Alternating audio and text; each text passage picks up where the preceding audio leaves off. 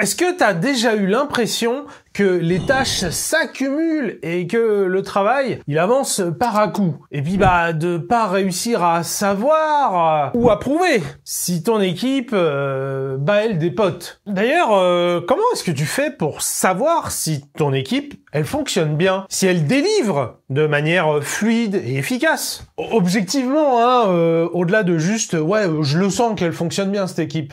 Si tu te reconnais là-dedans, c'est sans doute parce que tu connais pas encore un outil indispensable. Le CFD, en français, ça veut dire un diagramme de flux cumulé. C'est l'outil parfait pour diagnostiquer la façon de travailler de ton équipe et pour analyser son flux de production. Et il n'y a rien de grossier quand on parle de flux de production. Grâce à ce diagramme, tu peux détecter les goulots d'étranglement, visualiser les blocages et simplement t'assurer que ton flux de travail, il est bien fluide. Dans cette vidéo, on te dévoile comment construire un CFD, comment le lire et interpréter ses résultats. Pour expliquer comment le CFD, le diagramme de flux cumulé, est construit et ce qu'il permet de visualiser, partant du tableau de travail en cours de ton équipe, le fameux board. Le tableau du travail en cours de ton équipe, en fait, ça ressemble à ça. On a différentes colonnes qui montrent les étapes du flux de travail. Évidemment, ces colonnes, ça dépend de ton contexte. Et dans chaque colonne, on a les éléments de travail en cours dans cette étape-là. C'est très réducteur, mais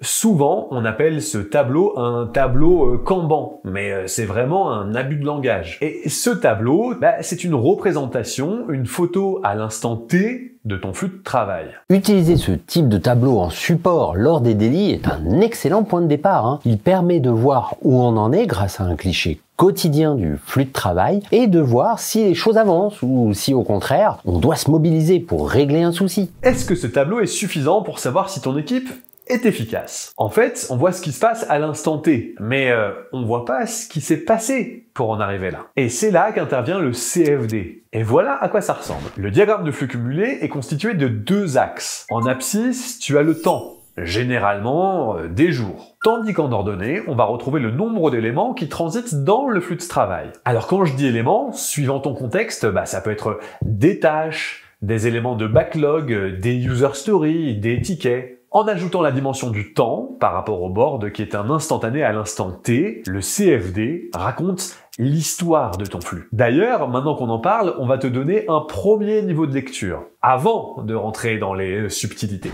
Chaque zone colorée du CFD correspond à un état du processus. Si je simplifie, à une colonne de ton board. Par exemple, ici au jour 6, on peut voir qu'il y a environ 5 tâches dans le backlog et dans les activités d'analyse, de même environ 5 tâches en développement, et puis 2 tâches en test et 5 tâches en déploiement. Si tu visualises à l'horizontale, tu peux voir le temps passé en moyenne dans cet état spécifique. Le CFD, en effet, il ne montre pas l'état d'une tâche précise, mais il illustre le niveau de fluidité du système. C'est pour ça que souvent on parle de temps moyen, de temps par période. Par exemple, sur ce CFD que tu visualises, les courbes montent toutes à la même vitesse. On dit que le flux, il est lissé, et donc que tout va bien. Dans l'idée, on veut obtenir un beau flux bien lissé. Mais ce n'est pas pour rien, Un flux bien lisse est en fait le miroir d'un delivery constant, avec un bon lead time et donc d'une équipe produit performante. Un flux lisse, c'est un bon lead time, c'est une meilleure performance. On en parle dans nos autres vidéos où on décortique tout le modèle Accelerate. Voyons maintenant un autre cas.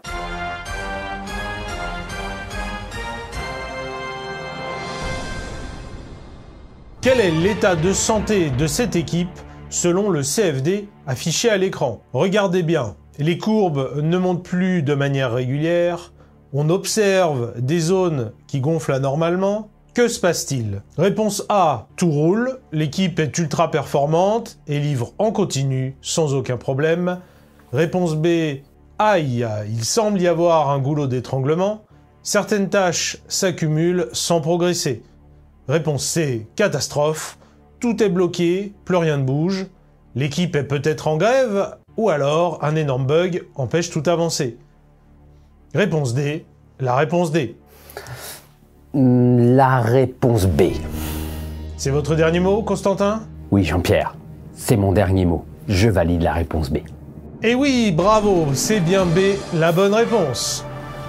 Et voilà pourquoi le CFD, c'est si puissant. En un seul coup d'œil, juste en regardant le graphe, tu peux détecter des signaux faibles et agir avant qu'un problème paralyse complètement le système. En rentrant plus dans le détail, tu peux voir que le CFD peut te donner encore plus d'informations. Par exemple, tu peux voir le WIP, le nombre d'éléments en cours dans le système, dans un corps donné. On parle de WIP car ça correspond à Work in Progress ou encore Work in Process. Si ça t'intéresse, la différence, la subtilité entre les deux, dis-le nous en commentaire et on se fera un plaisir de t'y répondre. Mais c'est pas tout. Sur le CFD, tu peux aussi visualiser le lead time et le cycle time, c'est-à-dire le temps nécessaire pour qu'une tâche transite dans le système. Ici, tu peux visualiser que c'est 3 jours en moyenne. On peut aussi regarder en diagonale, c'est-à-dire la pente d'une courbe. Cela indique le débit, c'est-à-dire le nombre de tâches terminées par période de temps. Ici, on a terminé un peu moins de 20 éléments en 6 jours. On a donc un débit d'un peu moins de 4 éléments par jour. Un débit stable peut montrer que l'équipe avance de manière constante. Ce débit résulte de la combinaison d'un WIP et d'un cycle time,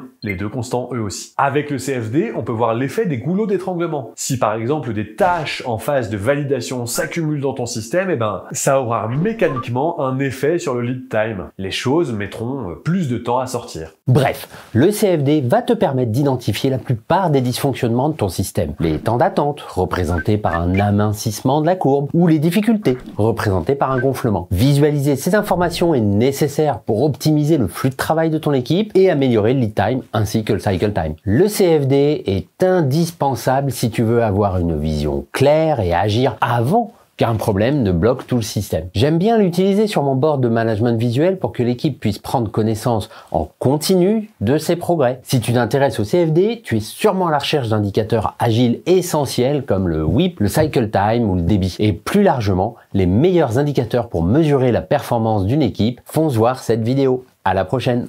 Ciao.